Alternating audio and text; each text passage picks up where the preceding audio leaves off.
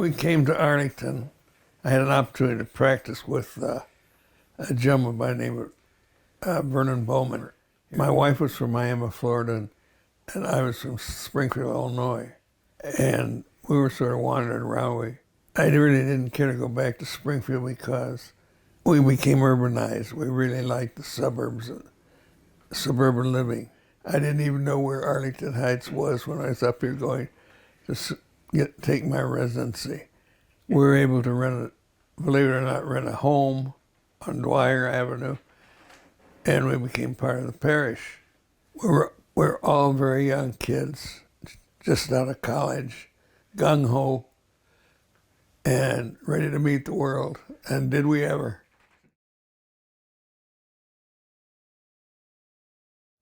Called down the chancery and offered the opportunity to become a pastor out here.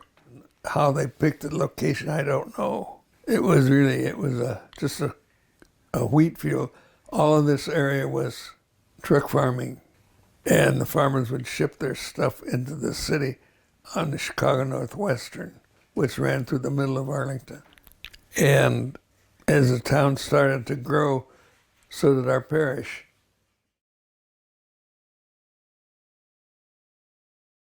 The pastor at that time was Father O'Hara, and he was quite a unique person. He was a very hard-working person, a very demanding person, and he went through associate pastors. Like there's a little reputation out there floating around that if you went to Wayside, you're going to work your rear end off. If he knew you were in a certain business, he'd tap you on the shoulder and said, "Come on in and help me." And boy, you better help him. Yeah. Sometimes he had a very grating personality, but boy, did he work hard. For example, he would take the earliest mass so his associates could sleep in a little bit. And he taught in the school. He managed it. He had some construction background. I don't know what it was. I have a unique understanding because when the professional building I was in, there was an architect across the hall from me, in the suite across the hall from me. The name was Herman Gall, and their family designed and built an awful lot of churches in the area. So Herman, we would go out to lunch. He'd tell me some stories about Father O'Hara. He said nobody wanted to deal with him. He said he would take and he'd start with some figure. He said by the time you got done, you're perspiring and just want to get out of there and sign the contract and get going. What was Father like as a priest? Was he committed to the faith? Oh, was he committed to the faith? You better believe it. Yeah. Tell us about some of the parishioners back in the early days. I mean, you talked about being young, 30 years old, ready to go. Was that the general feel of the parish? Yes, it was a very young parish. If you're sitting in the choir loft and looking down, you wouldn't see too many gray-haired people in it, in the church. The other thing is that most of us, we were children of the World War II, and we believed in helping people and doing things, and we were doers. I know that there are about a nucleus of about 200 people who were the doers, and what you find in many organizations, there are those that participate, and there's that don't. They ride along. And we had a lot of doers and willing doers. And if you weren't willing, Father O'Hara put the arm on you, and you would do it. Anything that was done around the church was all volunteers. For example, my dear wife volunteered 25 years for Hot Dog Day. And I was involved in the parish from the time we got here till after Father died. We had some real characters. There was a group of us, and I don't know why, but it was George Miller, who is now no longer with us. There's Joe Foreman, who did an awful lot for this parish. He owned a business and he knew how to get things done. He was a go-to guy for Father O'Hara, and there are many, many more. I know you belong to a very prestigious group of those guys called the Sunshine Boys. Tell us about the Sunshine Well, Boys. the Sunshine Boys came about. We always would have parties, and we'd decorate the gym so it looked nice. Well, then the gym, after the party was over, had to be cleaned up. And then sometimes we didn't clean it very rapidly. And there's always some beer around or something. And sometimes we didn't get out of there till the sun was coming up. So Barbara Curran, who was a teacher at the school and whose husband was in real estate, when he came home, he said, "Oh, the Sunshine Boys are here." And the name stuck. And then it was carried on from then on. And then every Christmas, Sunshine Boy had a gathering, and all the priests were invited. It was almost like a reunion meeting. And we'd find out about how your children were doing and so on and so forth. It was a very nice organization. And anyone could join it. A lot of people did. There were a lot of doers in this group. And a lot of guys would give up their Saturdays to do things around the church. Other guys would be there at night. The town was just exploding. And with only the two parishes, there were only two schools, St. James and Our Lady of the Wayside. Some people couldn't get their children into St. James. And so they'd come to Father O'Hara, and he'd visit and said he'd never turned anybody down. And so here I was, chairman of the school board, and he called me up and said, "Doc, we got 14 more students coming in." I said, "Well, where are we going to put them?" He said, "You'll find a way. Well, God will help you." I said, "Yeah." I said, "Please, God, help me a lot." And so I had to get on the stick, and I found out there were mobile classrooms that were available. So we rented 3 of them, and then we put them in behind the school. Do you remember how many students you had back then? At one time, I know there was 1,400, and Father O'Hara taught religion to every class. We had some wonderful ladies that were Dominican nuns that he had found. They came up from Kentucky.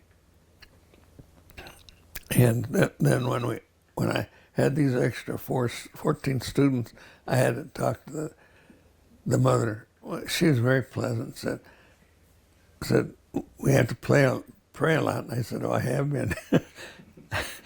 And I need God to answer my prayers on this one. The school, it was a very good school. Not because I was involved, but because we had a good teaching staff. We had a lot of the teachers were members of the parish, and their husbands were not subject to transfer. So we had a lot of stability within the faculty. After Vatican II, the nuns started calling their members back to the mother house, and we were left without. Yeah. So we had to find a new principal. Mm-hmm. We moved one teacher up to be the principal, and he decided to leave, and his family had some kind of a business. So now we had an opening for a new principal. Well, we had heard some news that St. Mary's up in Buffalo, which was a very small school at the time, believe it or not, their principal was ready to move on. He's named by John Topper. And so we were able to get him and hire him because he wanted a larger school. John was a very unique individual. He had organizational skills. He had people skills. It was a dream to be head of the school board with him running it. Well, we liked him so much. When it came time to renew his contract, there were three of us. I think Joe Foreman was on it. And we talked it over among ourselves. Said, well, we want to keep this gentleman. So we offered him a 3-year contract. He was stunned. So he thought it was a good idea, and we thought it was a good idea. And we signed a contract for 3 years. When we were signing it, I said, now, I believe in the sanctity of a contract. If you sign it, you're going to be held to it. Are you sure you want to go this long? He says, yep. I said, okay, we're in. He was running the school beautifully. It just hummed along. And one time I started hearing some rumors that he was thinking about leaving. So there was some function at school. I was over there and he called me in. He said, I want to talk to you. I said, I think you should. He said, I'm going to leave. I said, you can't leave. We've got a 3-year contract. He said, well, he was single at the time. He said, I think I have a delayed vocation. I want to go to the seminary and become a priest. All I said was, God wins. I said, go. God love you.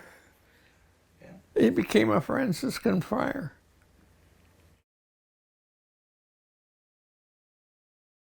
When you drive by or the parish and you see the buildings and you know what it took to put those buildings there, you were part of the foundation of the parish.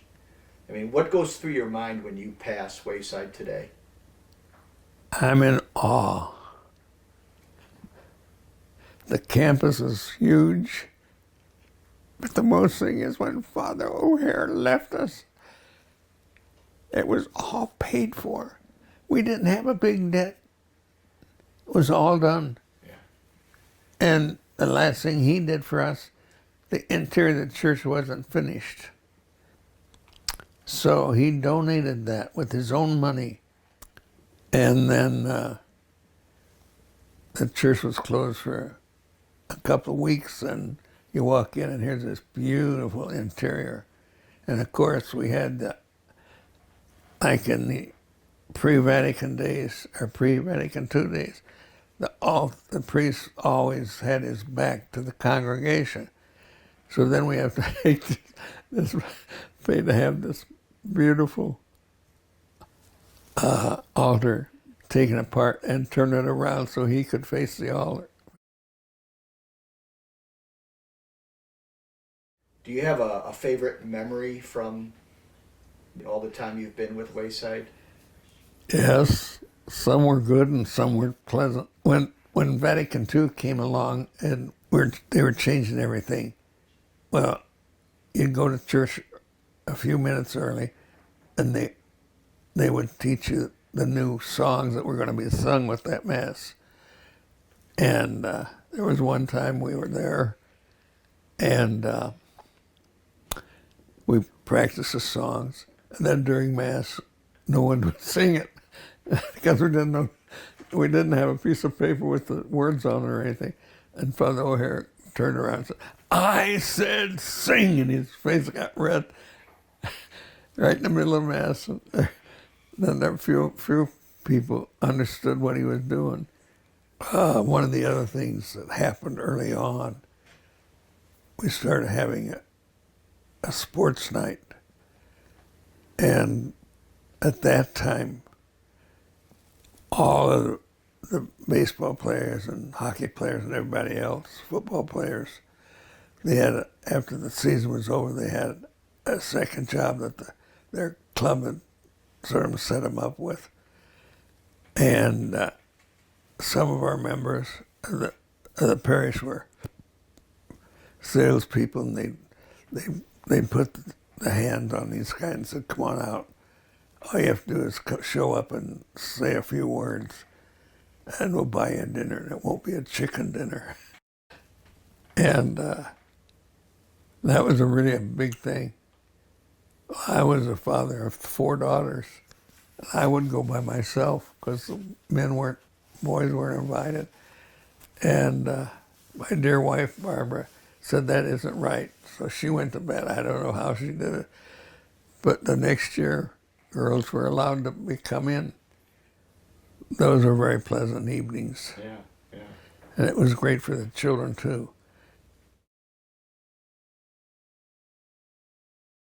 What is your hope for the future of our parish? That it continues to be cohesive and that the people would still volunteer.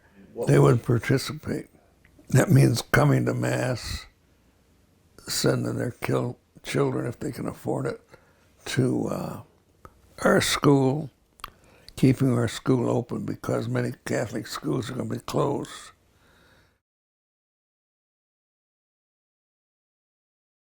I do believe there's going to be a problem because we're running out of priests and we don't get the vocations. Everybody knew Father O'Hara. He went in that classroom and taught religion. They would have a school mass sometimes, and then on Sundays, if they went to church, they would see him. They knew what a priest was. I mean, how are we going to get vocation if the young men don't know what a priest is? We're very grateful to you and to Joe Foreman and to all the people that built this parish and put so much heart and soul into it. You've given us a legacy. It's a little history. Yeah, it's a lot of history. It's good history. Well, thank you so much. Oh, thank you. That was really fun. I enjoyed every minute of that.